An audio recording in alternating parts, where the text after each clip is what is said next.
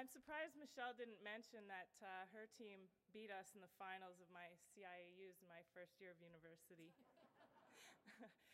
But people ask me all the time what my favorite sport is, and I've never been able to answer them because it was always whatever sport was in season.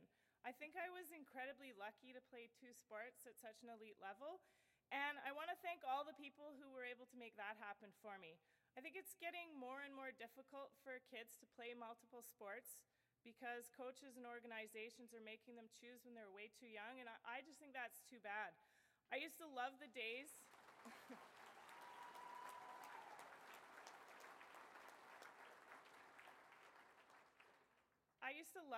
when I ran out to the car after basketball practice so I could get to club volleyball on time and eat my dinner on the way there.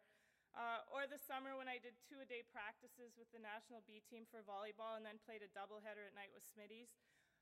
Honestly, I was still probably doing gymnastics at the time when a lot of kids are having to choose what sport they're in, and I think you can tell from looking at me, if I'd chosen that, I wouldn't be here tonight.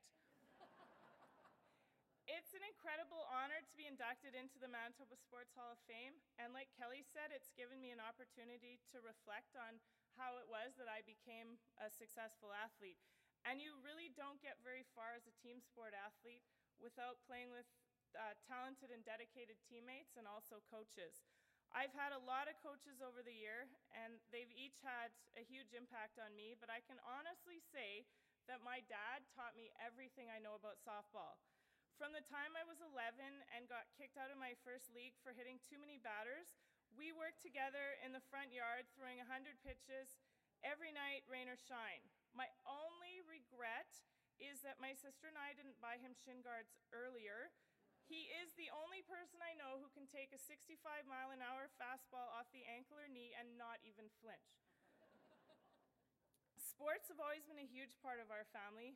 My parents always made sure that my sister and I had the best equipment, the best coaches, and played on the best teams, no matter how many hours that meant driving around the city. They still show up to watch slow pitch tournaments or curling bonspiels, but now it's usually only if we're in the finals.